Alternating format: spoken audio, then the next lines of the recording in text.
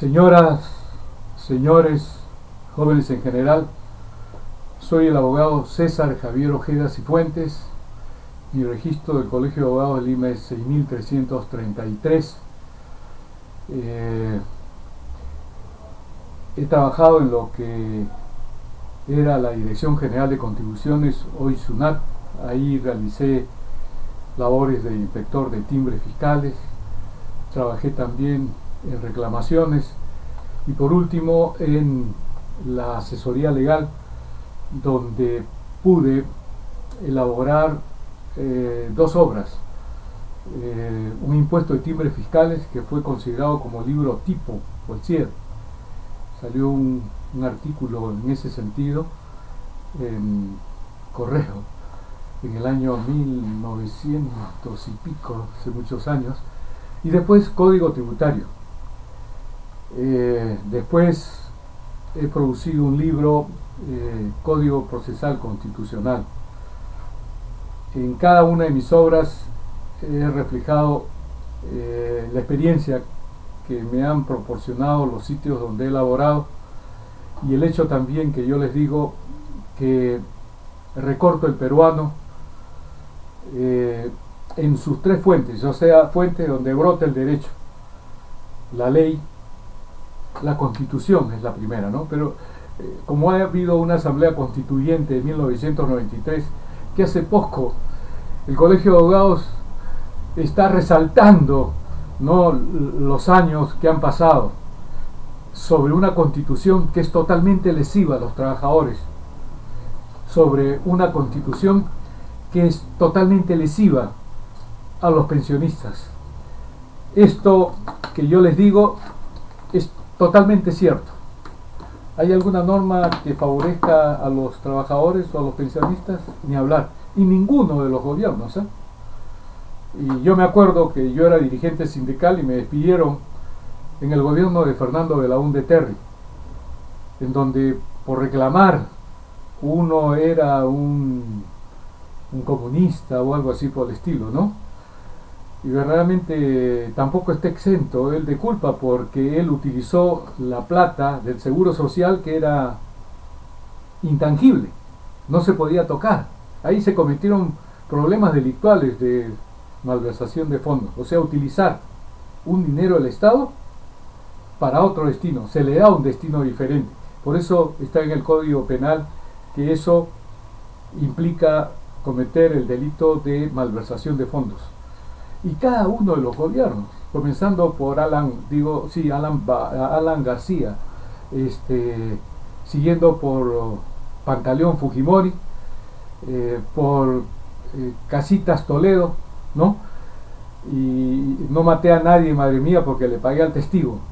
Ese es, digamos, el campo presidencial dentro del cual se ha hecho añicos la política, que es el arte de gobernar un país, dictando leyes, haciéndolas cumplir.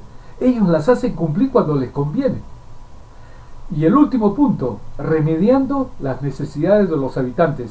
Estos presidentes, toditos son millonarios, toditos tienen bastante dinero. Y si me pongo a pensar en los congresistas, ni hablar. Entonces vemos que inclusive en el caso de Toledo se amputó, ¿no?, lo que entre comillas se pagaba muy bien a determinados pensionistas. Eso se iba a transferir como vasos comunicantes a los del decreto ley 20530, y el aumento de Alan, de Toledo y que no mató a nadie, madre mía, porque le pagó este testigo. ¿Cuánto es? 25 soles mensuales. ¿Ustedes creen que una persona de tercera edad pueda ganar esa suma? En donde, por supuesto, Pantaleón Fujimori, Alberto Fujimori, no da un cambio terrible, y permite la creación de las AFP, en donde yo he visto, ¿no?, por lo general los trabajadores tienen un estatus bueno, pongamos, determinados trabajadores ganan hasta cierto tiempo, pero a los 40, 45 años comienzan a tener problemas, entonces decrecen económicamente. Hay veces los despiden, ya no pueden ingresar, y entonces todo lo que han contribuido, ¿no?, se estrecha y al final tienen que trabajar en las peores condiciones económicas. Entonces, por lo general, yo he visto, ¿no?, un trabajador aportando a la AFP con este peligro puede llegar a tener 500, 700 mensuales. Pero una vez que se le acabe el fondo, ¿saben ustedes lo que pasa? Pierde, digamos, el apoyo de salud. Esto es criminal. O sea, imagínense un hombre que sale del trabajo a los 65 años, sale con 100.000, algo, no sé cuánto, ¿no? Resulta que por efecto del tiempo, como va cobrando, hasta que agota, ¿no?, el caudal que él había conservado. Una vez que se agota, se acabó, ya no hay nada que hacer. Él tiene que pagar con su plata las dolencias que en la senilidad afloran con mucha fuerza. Eso lo hizo Alberto Fujimori. Él prácticamente destrozó los fueros del trabajador. Ha creado una serie de cosas.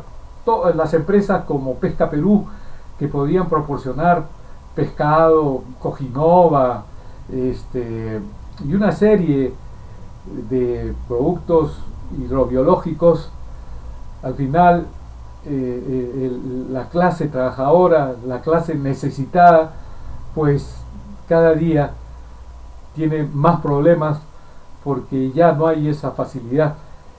El caso es que permitió la creación de Telefónica del Perú, de Edelnor, de Luz del Sur. Por eso el que se fue a Chile, ¿no?, pensando de que allá lo iban a apoyar para que viniera acá como un presidente exitoso. Pero, por ejemplo, hay interrupción de la luz eléctrica, del servicio de energía eléctrica. Lo que ustedes tienen en la refrigeradora, a veces se mandan un día. ¿Ustedes creen que hay indemnización? ¿Funciona Indecopi? ¿Funciona la entidad supervisora de ellos? Ni hablar, ni hablar. Pero si ustedes dejan un día de pagar, es decir, le cobran reconexión. Ese es el mundo que estos presidentes, ¿verdad? Inclusive tengo que nombrar a Fernando de Labunde Terry, ¿no?, Alan García, Pantaleón Fujimori, Casitas Toledo, y no maté a nadie en madre mía porque le pagué al testigo. Y estos han creado estas condiciones en que vivimos, donde con ellos no hay ningún problema, porque ellos tienen absolutamente todo. Tienen chofer, tienen seguridad, tienen comida, es decir, tienen viajes, tienen viáticos, ¿no? Es decir, se vuelven recontra millonarios. Ellos no pagan nada de nada, nada de nada, nada de nada. Al contrario, inclusive cuando salen de viaje, cobran muy bien un adicional. En cambio, los trabajadores, y verdad, aquí debo de efectuar una digresión, un paréntesis, porque he omitido una figura de nuestro tiempo, del siglo pasado y de este. Un hombre que sí es un verdadero referente de hombres y mujeres. Un hombre que verdaderamente puedo decir que es una de las cosas más grandes con Gandhi que he sabido, Martin Luther King. Es Nelson Rolihlahla Mandela, más conocido como Madiba, quien estuvo encarcelado desde 1994 hasta 1990, porque tenía una pena de cadena perpetua. Él fue uno de los creadores de la Comisión de la Verdad y la Reconciliación. Luchó contra la discriminación de los negros, de las negras, por una minoría blanca que ha cometido unos excesos. Ustedes han debido haber ciertas películas en donde se refleja cómo eran tratados salvajemente los negros. Él, precisamente con una nueva constitución en donde se proscribe, ¿no? Se prohíbe. Hay una interdicción contra el racismo. Entonces, este gran señor, Nelson Rolihlahla Mandela, es verdaderamente un espejo en donde la gente de bien debe mirarse. Y luchó contra toda la adversidad. Y al final, después de haber contraído la enfermedad de tuberculosis, imagínense, en la cárcel durante casi 30 años que estuvo encarcelado, muere a los 95 años. Entonces, en ese espacio jurídico, Tucuiricu, Ojos y Oídos del Pueblo, es un programa jurídico que tomó precisamente aquello que nosotros necesitamos: una nueva constitución, y una constitución que se puede hacer inclusive con la actual, ¿no? Constitución. O sea, se puede reformar total o parcialmente la constitución, de acuerdo con el artículo 206, si mal no me acuerdo, de esta constitución política del Estado, que lógicamente un abogado filo fujimorista no está ahora homenajeando los 20 años de existencia de esta constitución. Dice el artículo 206: toda reforma constitucional debe ser aprobada por el Congreso con mayoría absoluta del número legal de sus miembros y ratificada mediante referéndum. Puede omitirse el referéndum cuando el acuerdo del Congreso se obtiene en 2 legislaturas ordinarias sucesivas, con una votación favorable en cada caso superior a los 2/3 del número legal de congresistas. La ley de reforma constitucional no puede ser observada por el presidente de la República. Aquí yo debía parar mientes. Este es algo que yo hice y vigente hasta y actualizado al 28 de febrero del 2006. Es que tenía una serie de problemas de trabajo que me han impelido, que me han movido a tener que elaborar hoy día el programa. Pero de todas maneras es un punto de reflexión en donde este artículo permitiría pues la modificación parcial o total de esta Constitución de 1993, que una de las cosas que también prometió, el que no mató a nadie, madre mía, porque le pagó al testigo, aparte que iba a defender a los campesinos, aparte que iba a defender a los trabajadores, ¿no? Pero solamente era para poder obtener la calidad de presidente. Inescrupuloso, verdaderamente. Y se ha hecho asesorar por gente incorrecta, lógicamente, ¿no? Una persona buena no puede llamar a personas buenas, tiene que llamar a personas malas, como Eduardo Roy Gate, como Omar Chejade Moya, ¿no? Entonces, desde aquí, por el progreso en la ciudadanía sudafricana, por parte de lo que hizo Nelson Rolihlahla Mandela al dar una nueva constitución para prohibir el racismo, entre muchas de las cosas buenas que hizo. Entonces, volviendo al punto, y eso lo voy a sacar también como el título que justo el señor, que es el que me apoya, el señor Iván Rete, que es el especialista en esto, siempre me dice: hay que tener un título del programa donde usted pone. Y verdaderamente la exposición de este programa es basado en que los jueces de primera instancia, los jueces superiores y los jueces supremos están en huelga. Yo lo digo, ¿no? Inclusive hay informes orales que se frustran, que se reprograman y se vuelven a reprogramar, ¿no? Pero hay una cuestión, en esta vida la cosa es terrible. Los jueces sí pueden pisotear, los jueces sí pueden conculcar las disposiciones referentes a que, por ejemplo, en el ámbito público, como en el ámbito privado, se dan las mismas normas.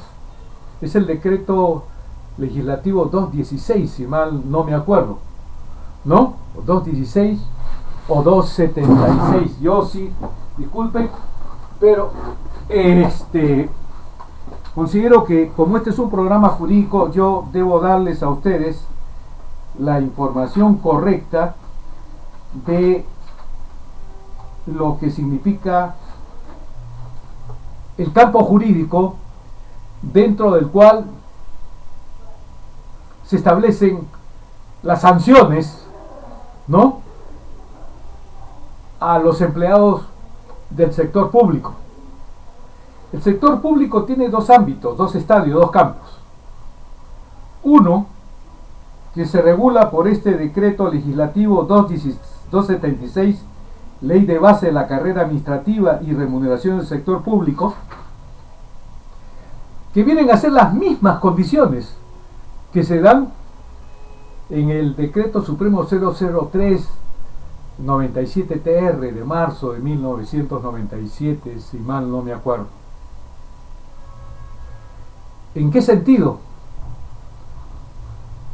Por ejemplo, dice lo siguiente: el inciso H del artículo 25 del Decreto Supremo 003-97-TR, TR quiere decir trabajo, ¿no?, las primeras letras de trabajo, señala que es falta grave el abandono de trabajo por más de 3 días consecutivos, las ausencias injustificadas por más de 5 días en un periodo de 30 días calendario o más de 15 días en un periodo de 180 días.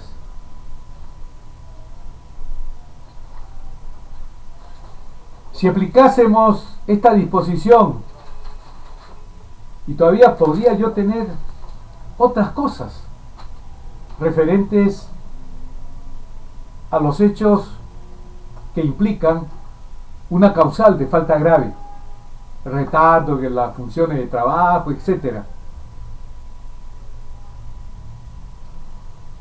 O sea, por ejemplo, acá hay un caso que yo estoy viendo de un señor que trabajaba en una empresa en Italia,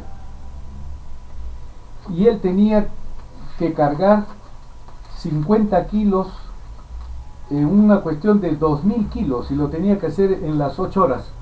Como consecuencia de eso le vino un problema patológico en la columna. Entonces cada cierto tiempo, aparte de la columna, tenía una migraña, fruto pues de estar todos los días levantando 50 kilos de harina, de afrecho, ¿no?, de un lado a otro, y entonces tenía que salir de permiso porque tenía que irse a hacer atender. El caso es de que pese a que se habían presentado las pruebas de que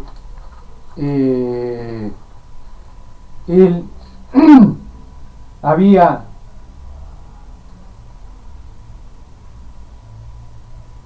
dejado de asistir y dando cuenta a su supervisor, la sentencia de primera instancia declara fundada en parte su demanda. Pero la revoca una vocal,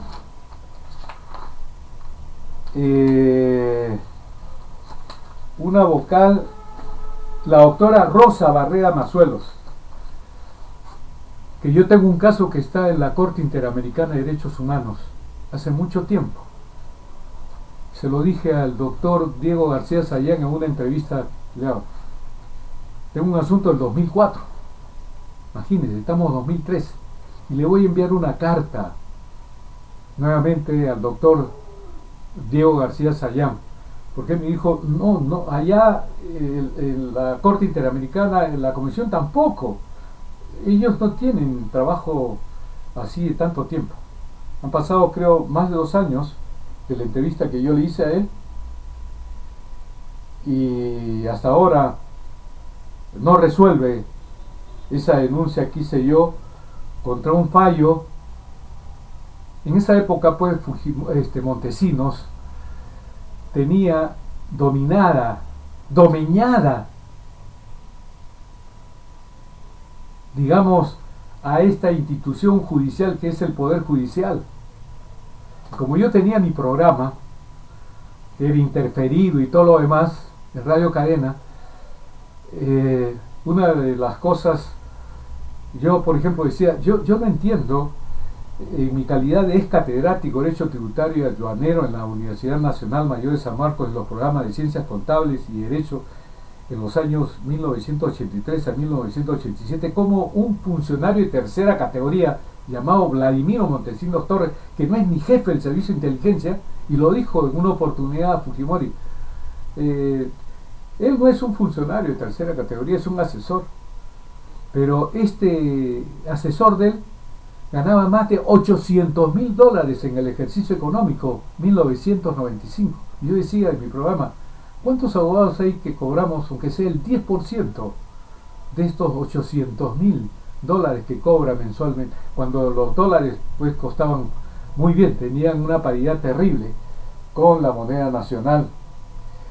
El caso es de que una de las firmantes de esa resolución, en donde la jueza del 16 Juzgado Laboral de Lima, sobre la base de una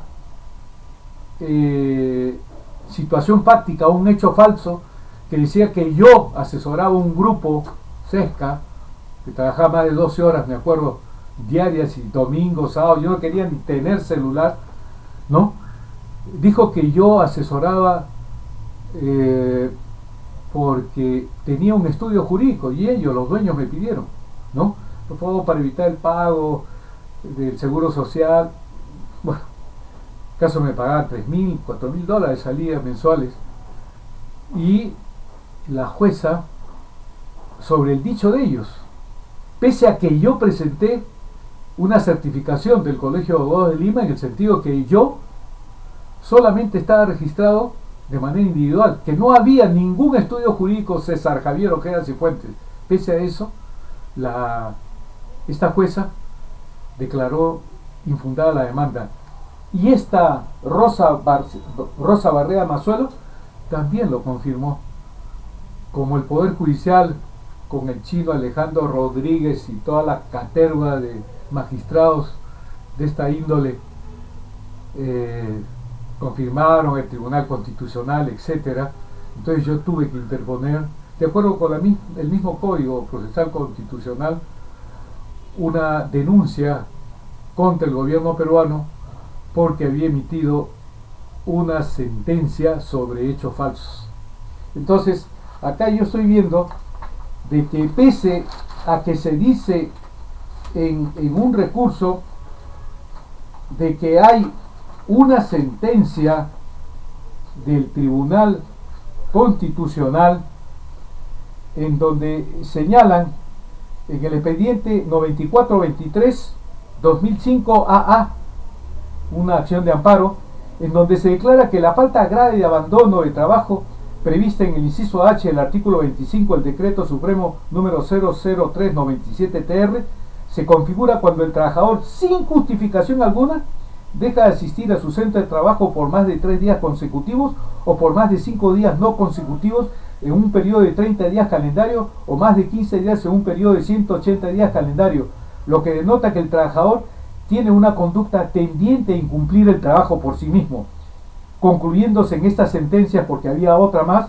que se ha afectado la vulneración de los derechos constitucionales del actor al trabajo y a la protección contra el despido arbitrario, porque él había probado de que, como hay veces no lo atienden, y eso pasa, a mí me ha sucedido en una oportunidad, que es salud, cuando uno está mal, tiene que curarse de inmediato, pues no. Con los que tienen dinero no hay ningún problema, ellos se van a una clínica y se acabó.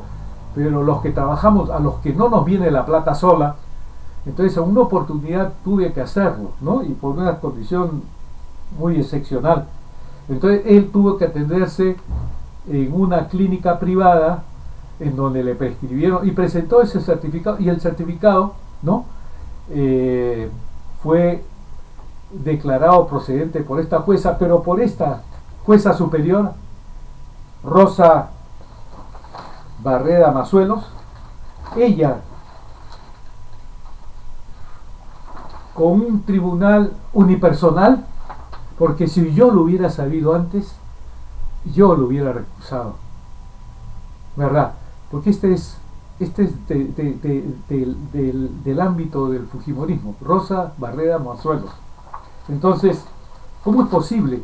La predictibilidad, o sea, la predictibilidad es aquella que hace que el magistrado o el abogado, ¿no?, pueda saber cómo se va a aplicar la ley, cómo se va a aplicar una fuente del derecho. Yo le he dicho, las 3 fuentes del derecho son la ley, la jurisprudencia y la doctrina. La jurisprudencia, por ejemplo, aquella proveniente de la casación a nivel de Corte Suprema, o la que emite el Tribunal Constitucional. Y la doctrina, cuando los especialistas, por ejemplo en materia laboral, expresan su opinión. Esas son las 3 formas con las que se declara el derecho: la ley, la jurisprudencia, la doctrina. Entonces, yo digo, ¿cómo es posible que los jueces, y yo he visto que en el caso de los trabajadores del Poder Judicial, cuando ellos se van a la huelga, cierran y no se puede acceder? En cambio, si un trabajador impide por alguna razón por la huelga, les inicia una acción penal por delito de resistencia a la autoridad. ¿Me entienden ustedes? Pero a lo del Poder Judicial, a estos jueces, por ejemplo, yo tengo un caso, no sé si les habré dicho la otra vez, yo tengo un caso ante la Sala Constitucional y Social Permanente, que la preside Hugo Sibino Hurtado, en donde ahí también ha habido un fallo de Soyer, me acuerdo, es el presidente de la sala, que habiendo yo presentado por qué tengo problemas con Telefónica, por qué me quita 2 veces el teléfono en noviembre del 2003 y en enero del 2004, pese a que me lo repuso después de en enero, si mal no me acuerdo, me vuelve nuevamente a quitar el teléfono y entregar metros sin que yo lo supiera. Y este vocal aprista, ¿no?, que presidía la 8ª sala, como yo había presentado una forma de probar que en mi programa siempre yo me iba contra los funcionarios delincuenciales o que han cometido, y yo presenté un escrito que se publicó en el diario El Peruano el 16 de agosto de 1990. No sé si se puede ponchar esto. Bueno, dice ahí: viernes 16 de agosto de 1991, César Ojeda Cifuentes, El Peruano, un expresidente mendaz. Yo digo, debo indicar que una persona o funcionario público digno de sí mismo Si alguien lo acusa de tener algún dinero en un banco, sea nacional o extranjero, y sabe que esto es falso, es él quien exige encolerizadamente que judicialmente se establezca la falsedad de esta acusación. El expresidente Alan García Pérez se está fundamentando recientemente en una acotación del impuesto a la renta que le ha practicado por 70 céntimos de INTI la Superintendencia Nacional de Administración Tributaria en lo concerniente a sus declaraciones de impuesto a la renta por los años que se le cuestionan por sus ingresos por estos años que no guardan relación con su declaración jurada de bienes y rentas, lo que se conoce en impuesto a la renta como incremento patrimonial no justificado. Con la capacidad moral que tengo por haber demostrado honradez, porque esta no se dice, se prueba cotidianamente en la Dirección General de Contribuciones 1965-1975, en donde inclusive fui premiado por trabajo sobresaliente en las empresas públicas ECHA 1975-78 y la Empresa Nacional de Tabaco 1982-83 y en la Universidad Nacional Mayor de San Marcos, en donde fui catedrático de Derecho Tributario y Derecho Aduanero en la Facultad de Ciencias Contables y Derecho 1983-87, debo manifestar que tal documento tributario que el expresidente García alega en su favor es nulo ixo iure, ¿no? Y aquí yo hablo también de Remigio Morales Bermúdez, el hecho noticioso de que varios funcionarios apristas ingresaron a los Estados Unidos de Norteamérica con cantidades enormes en dólares que no guardan relación con sus declaraciones juradas. Debo resaltar que en el gobierno aprista en el año 1986 aconteció el contrabando de armas que contenía el barco Pía Vesta, que pese a que había información confidencial de tal contrabando, no se capturó a ese barco. Se fraguó documentación a través de una operación aduanera de reembarque que posibilitó además que el barco Pía Vesta variase su puesto de destino y por ello enrumbase a Panamá, en donde gobernaba en aquel entonces el general Manuel Antonio Noriega. De todo lo precedentemente expuesto, el fiscal de la Nación y los fiscales, los jueces y vocales y los congresistas deben dar un buen ejemplo de cómo un funcionario público cumple su función de acuerdo a la Constitución, artículos 62, 232, 184 y 183 respectivamente. Son las personas que ocupan dichos cargos los que lo dignifican y no estos a aquellos. Yo me pongo a pensar en nuestro cardenal Juan Cipriani Torne. Verdaderamente no ha dignificado el sagrado, digamos, sacerdocio que él tiene. El hábito no hace al monje. En cambio este padre Francisco, este papa sí, porque Dios dice: por los actos los conoceréis, por los actos que hace, amigo de Alan García, amigo de Fujimori. Es decir, por Dios, este padre es de lo peor. Entonces yo les digo, ¿cómo es posible que los jueces no trabajen? No les pasa nada. Pero usted, señora, usted, señor, usted, joven, hombre o mujer, si usted deja de trabajar, como dice la ley, estos 3 días, ausencia injustificada, por más de 3 días consecutivos, o ausencia injustificada por más de 5 días en un periodo de 30 días calendario, es decir, comete usted una causal de falta grave y lo despiden. Este es el mundo jurídico en que vivimos, en donde se aplica la ley a los trabajadores, a los pensionistas, pero no a los jueces. Y los trabajadores del Poder Judicial están acostumbrados ya a lo siguiente, que viene la huelga de ellos, porque esto que yo les digo es frecuente en los jueces, se da cada año.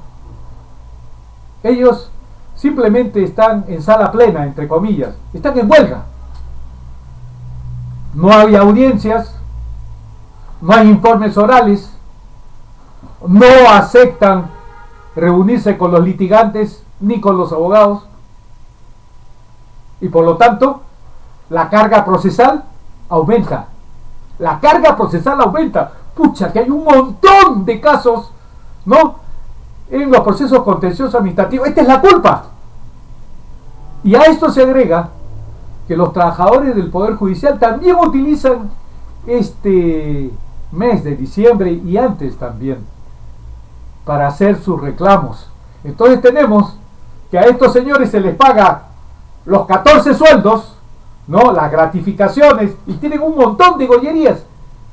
Y yo he visto a estos trabajadores, algunos, no todos, los he visto en la calle cuando dicen que han cerrado las puertas. Lógico, hay un desbande general.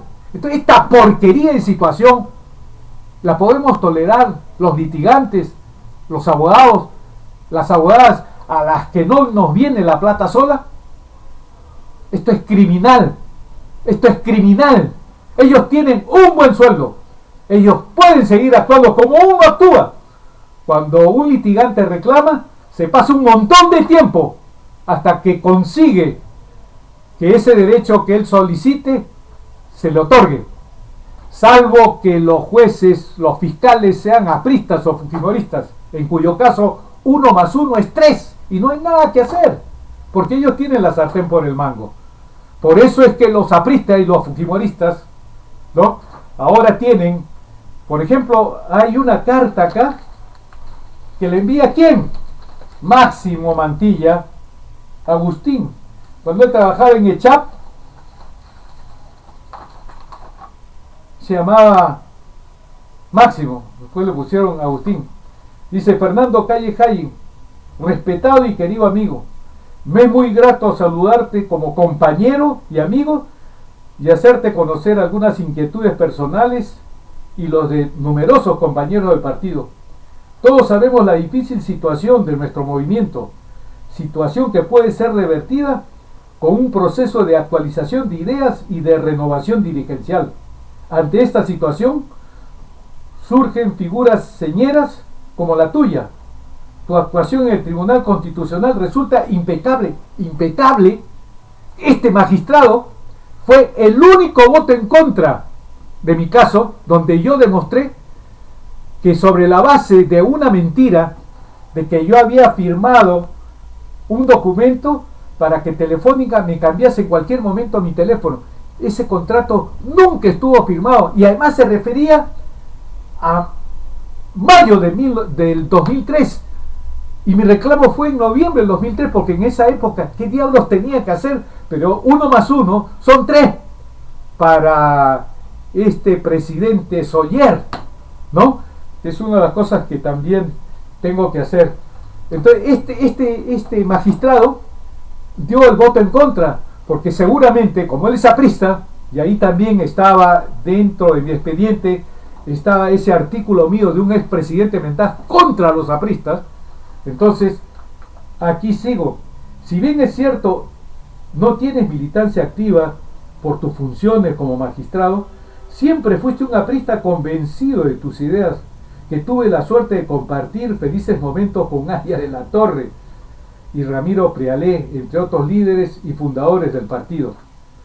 Por estos motivos es que creo, y conmigo con otros compañeros, que debes prepararte a asumir en un futuro próximo la Secretaría General del partido. Será esta la oportunidad de mostrar una vez más tu capacidad y valía. Seguro que tomarás esta propuesta con la responsabilidad que te caracteriza. Te reitero mi respeto y afecto personal. Fraternalmente, M. Mantilla C. Campos. Ustedes deben saber que también Víctor Raúl Aya de la Torre, su secretario particular Jorge Idiáquez, fue capturado con Carlos Lambert, recontra narcotraficante, que regaló vía Mercedes y todo lo demás, que apoyó a los apristas y todo lo demás.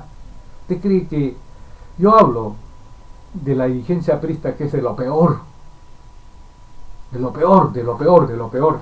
Por eso digo, ustedes quieren votar para que los apristas tomen el poder. Ellos están en el Tribunal Constitucional, porque aparte de Fernando Calle Hayen está Carlos Mesía, está Juan Vergara Gotelli, el que en una sentencia, y lo ha reiterado, lo ha repetido, ha dicho que las empresas no pueden de ninguna manera tener las prerrogativas de los derechos humanos, lo cual es una barbaridad, ¿no? Le cuento, ¿no? Por ejemplo, si una empresa en una sentencia determinada no le reconocen los daños y perjuicios por otra empresa, él dice que de ninguna manera. Pero eso sí, creo que vio un caso en donde él sí dio su voto favorable. Tengo por ahí, yo recorto el peruano todos los días, yo tengo esa sentencia de amparo, y ahí sí él la suscribe. No sé, se olvidó de su posición. Álvarez Miranda, filoaprista con Neto Cruz, esos son los miembros del Tribunal Constitucional, esos son los que han hecho posible de que, por ejemplo, el caso del Frontón, ¿no? Para ellos, igual que Javier Villestein, eso no son delitos de lesa humanidad, ya prescribieron ya. Con estos jueces, ¿verdad? Que si hubiera estado en el caso de Hitler, de Adolfo Hitler, creo que lo hubieran liberado sin ningún problema. Entonces, esta situación que yo expongo reiteradamente, repetidamente, para que sepan ustedes cómo es que por un lado el APRA, metiendo gente al Poder Judicial a través del Consejo Nacional de la Magistratura, uno de los que permitió fue Jorge Lozada Estambori, presidente del Consejo Nacional de la Magistratura. Yo le he dicho que la ley que se dio el 14 de agosto de 1988, con mayoría en la Cámara de Senadores, presidida por Jorge Lozada Estambori, y en la Cámara de Diputados con Luis Alba Castro, dieron esa ley que fue criminal, ¿no? Contra las normas que van contra la corrupción. La primera de ellas es derogar la norma por la cual el servidor o funcionario público, cuando presente su declaración de bienes y rentas, tiene que acompañar la del cónyuge y la de sus hijos. Terrible. Por eso es que a Alan García no le encuentra nada, porque la plata, como dijo Alberto Kipper, la tiene Pilar Nores. Y en el caso particular, que para mí es recontra grave, derogaron la norma por medio de la cual el Contralor General de la República, ante indicios razonables de que había enriquecimiento ilícito de un servidor o funcionario público, tenía la capacidad de levantar el secreto bancario. Ustedes saben cuántos presidentes de la República, cuántos congresistas, cuántos jueces de todos los niveles, cuántos fiscales de todos los niveles, cuántos presidentes de directorio, como ese que era de Petro Perú, Lisier creo que se llamaba. Un día yo tenía que hacer un análisis por allá, por donde queda el Canal 2, y dejé mi Volkswagen que en esa época tenía, y salió un fulano, me dijo, oiga, este lugar está prohibido. Le digo, pero aquí, no, me dijo, aquí está la casa del presidente Lisier, el de Petro Perú. Oiga, le dije, a mí nadie me dice para sacar mi carro, y menos todavía de un fulano que a lo mejor hay que cuidarnos de él. ¿Cómo? Sí, le dije, a lo mejor hay que resguardarnos de él. Y efectivamente así fue, porque también él estuvo denunciado y procesado dentro de los apristas, pues. Y yo fui, entregué el examen de mi hijo, ¿no? Que le tenía que practicar, que estaba ahí en el laboratorio, salí ni hablar. Me dijo, ahora voy a ordenar que se lleven, puede usted hacer lo que le dé la gana, pero a lo mejor ese funcionario público aprista, con el tiempo habrá que procesarlo. Y así fue. Creo que fui un pitonizo en ese momento. Entonces, como le digo, después el hermano Eduardo Peláez Bardales, Carlos Mancilla, el otro aprista, en la época de ellos, con Maximiliano Cárdenas, Fernando de la Flor, se permitió que este fiscal de la Nación, cuando postuló a fiscal supremo, ingresara cuando se permitió que todos los que postulaban a vocales y fiscales supremos pudieran ir con su libro de consulta. Yo le dije que yo grité, le dije así: oiga, ¿cómo es posible? Esto es un engaño, esto es un fraude. Todos están viniendo con unos tremendos roperazos, unas maletazas, ¿no? Y en esa oportunidad, uno en la Universidad San Martín de Porres, en Tomás Marzano, ¿no? Tenía un aula con un digitador y se cerraba el aula. O sea que ahí uno podía hacer lo que así, en esas condiciones, aprobó, ¿no? José Antonio Tuco Peláez Barrales, a quien el Consejo Nacional de la... Una de las cosas, ¿verdad?, que tengo que hacer yo con ustedes es reproducirle la tertulia, la plática, la conversación que se entabla entre este fiscal supremo, que ahora es fiscal de la Nación, con el socio de Alberto Quimper, donde hay una violación que debió haber determinado la expulsión del Ministerio Público de José Antonio Peláez Barrales, pero ahora ya es el fiscal de la Nación. Ahora ya no hay ningún problema con los apristas. Ya hemos visto los casos de Tula Benítez, del propio Alan García. Entonces, hay esto que se tienen ustedes que dar cuenta, señoras, señores y jóvenes en general. No deben votar por los apristas, no deben votar por los fujimoristas, no deben votar por los de Solidaridad Nacional, que está metido en problemas de Comunicore, ¿no? Y el caso de la Organización Internacional de Migraciones. ¿Qué diablos tiene que hacer? Inclusive de acuerdo con la Constitución, ¿no? La pirámide de Kelsen, o sea, las normas de mayor jerarquía, de mayor graduación, comenzamos por la Constitución. Después vienen los tratados internacionales, después vienen las normas propias, las leyes, ¿no? Y después vienen las normas dictadas por el Poder Ejecutivo, llamado Poder Administrador, Decreto Supremo, Resolución Suprema. Pero el artículo 82 de la Constitución está por encima de cualquier tratado, de cualquier convenio internacional. Y verdaderamente esto también tengo que decirle al señor Freddy Otárola, que es abogado, ¿no? Que él no tiene por qué, bueno, podrá coordinar para que la Contraloría revise.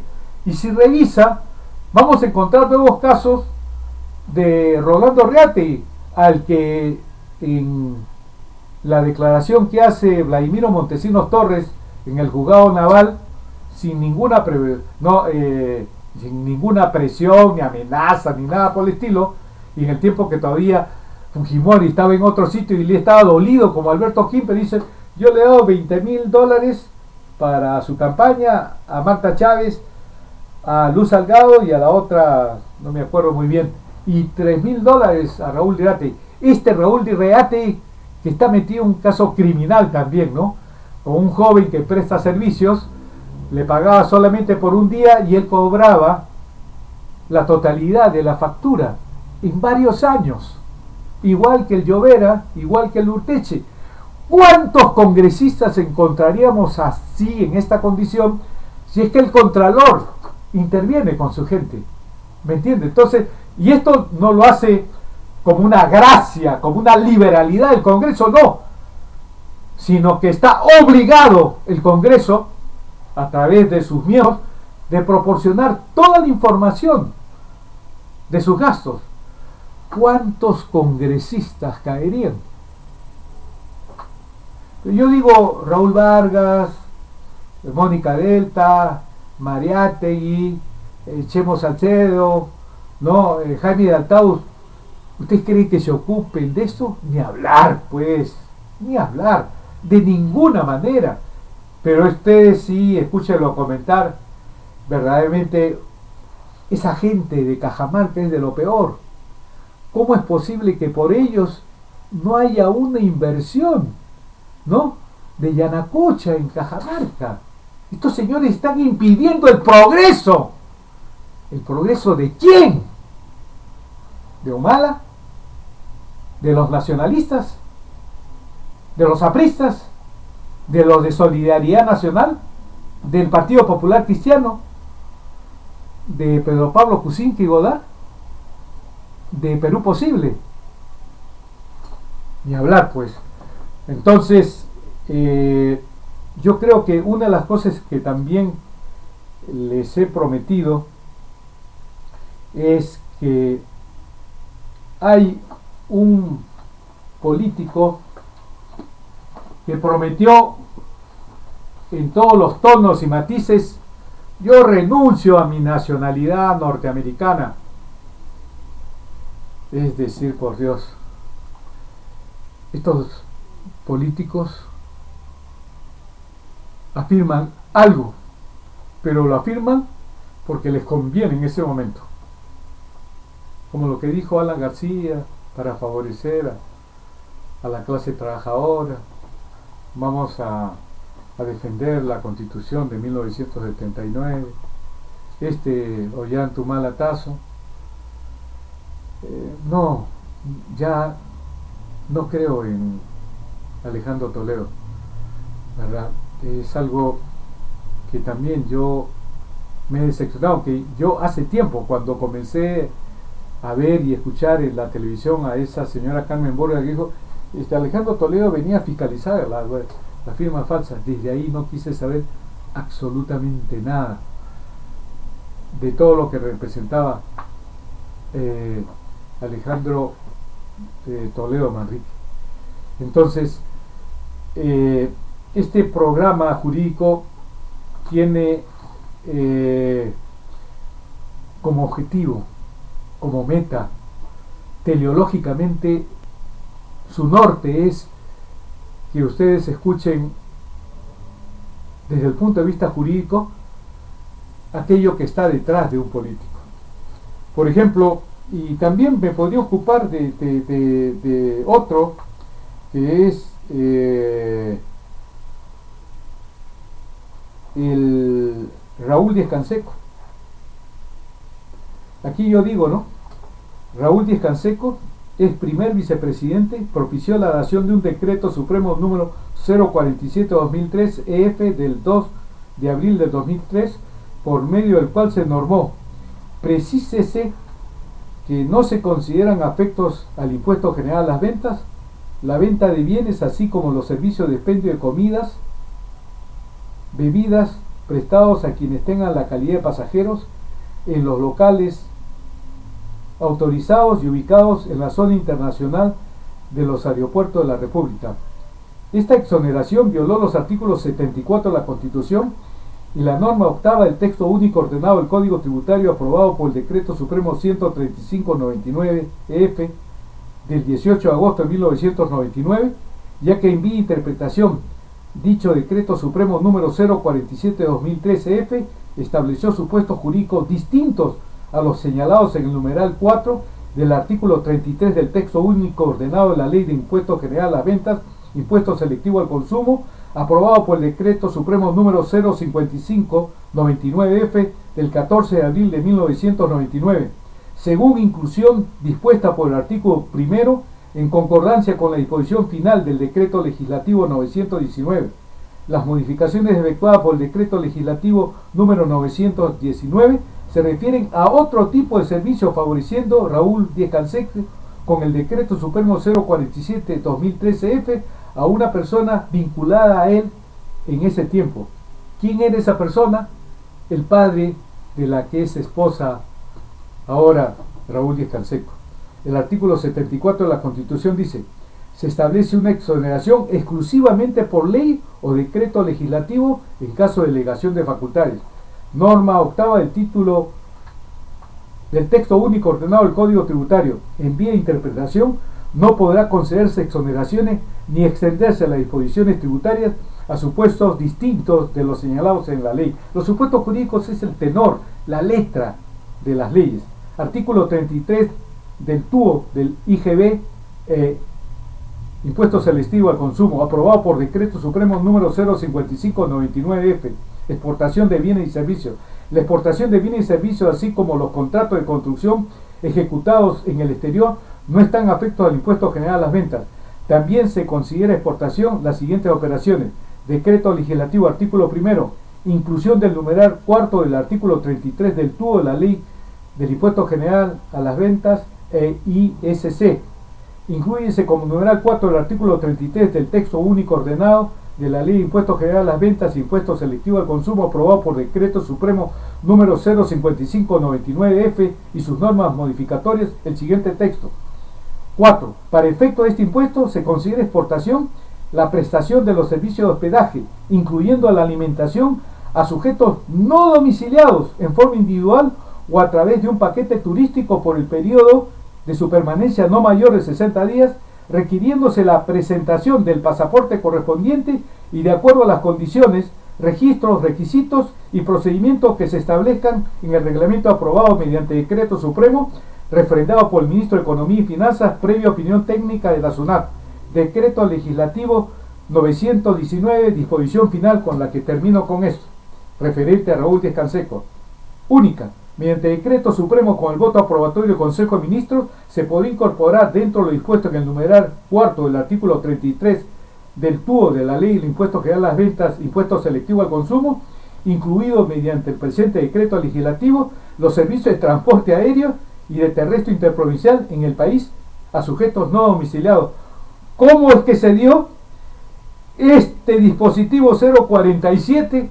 Que saben que en lugar de inhabilitarlo por 10 años, él renunció, lógicamente con los apritas, él era uno de los dos dueños con el otro, que fue ministro de Economía y Finanzas de Fujimori, y renunció y todavía tiene la conciencia de volverse a presentar ahora, ¿no? Y parece que la gente se olvida de esta barbaridad.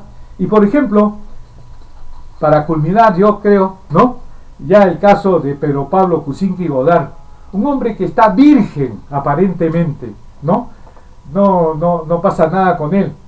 Y se olvida que él fue el que estuvo en esa cuestión de devolver unos millones a la International Petroleum Company cuando se había establecido que ellos nos debían 690 millones de dólares.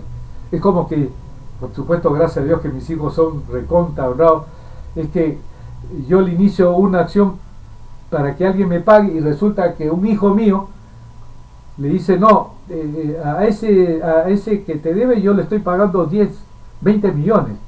Pucha, con eso mató todo, pues. Y eso lo hizo Pedro Pablo Kuczynski con, no me acuerdo, Pastor creo que se llamaba el otro. Entonces, antecedentes. Y saco yo en la denuncia formulada contra él por el congresista Javier Díaz Canseco, que figura en internet, se señala antecedentes.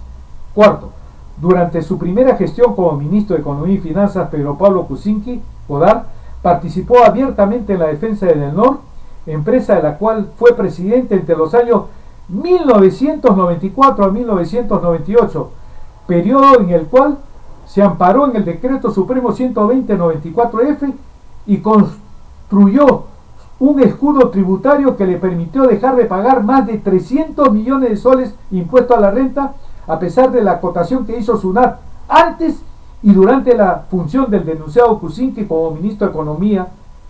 Por el contrario, este ejerció presión amenazando con renunciar junto con varios ministros si el Congreso intervenía en contra de someter la controversia a arbitraje. Finalmente se llevó a cabo el arbitraje con fallo adverso al Estado peruano y el denunciado Kuczynski dispuso que entes subordinados al MEP, así como el Ministerio de Energía y Minas, no apelaran, consumándose un grave perjuicio al Estado que le costó 1.000 millones de nuevos soles de impuesto a la renta no pagados de 3 empresas.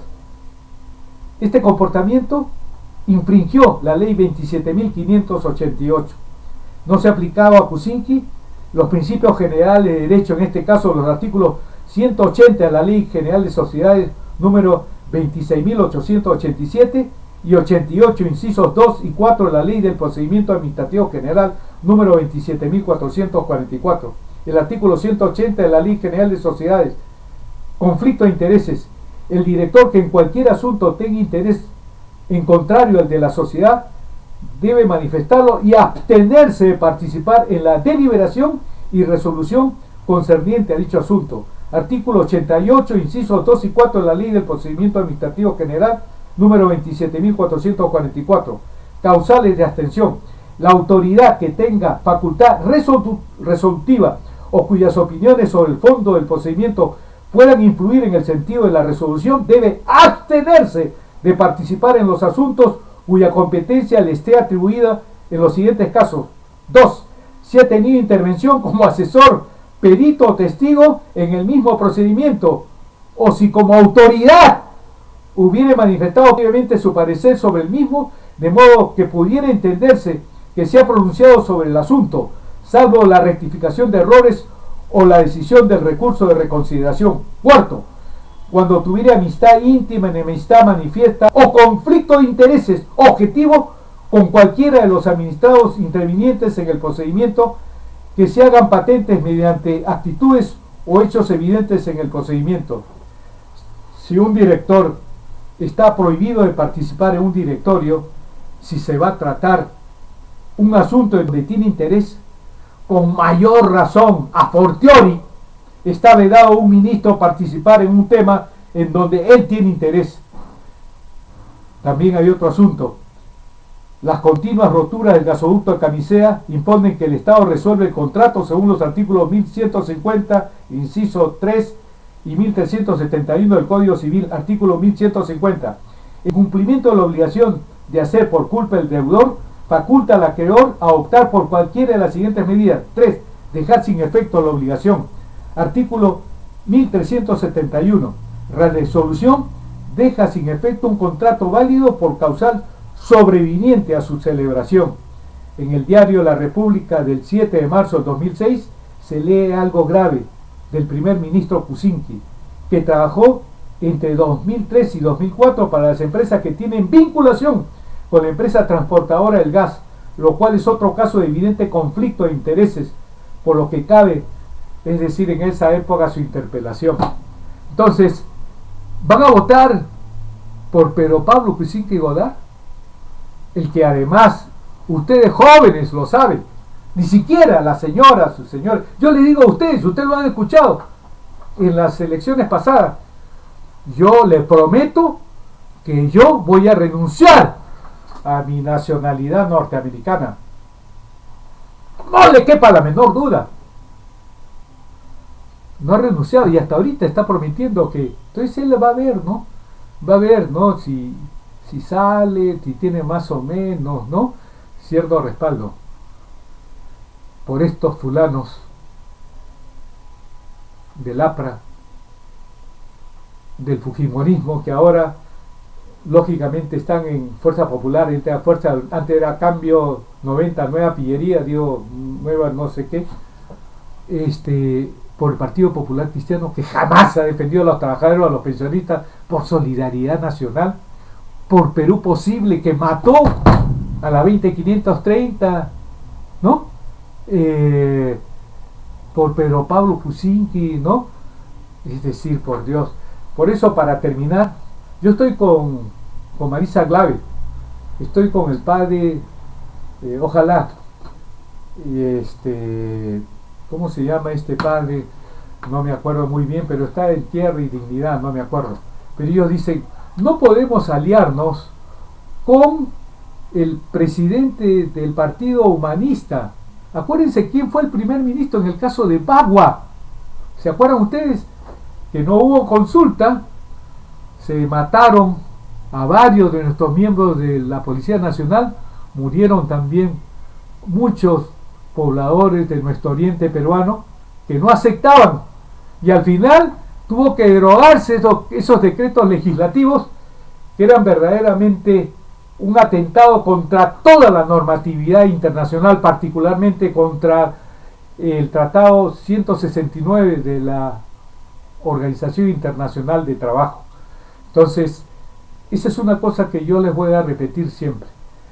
Creo que para el próximo programa voy a traer la tertulia entre el socio del delincuenciado Alberto Kimper con el otro José Antonio Tuco Peláez Bardales, que el Consejo Nacional de la Magistratura, creo que ahí está también Vladimir Paz de la Barra, es decir, dijo una barbaridad y lo salvó, no lo sancionó, debía haberlo destituido, pero ahora los apristas lo tienen como fiscal de la nación. Señoras, señores y jóvenes, hasta el próximo programa.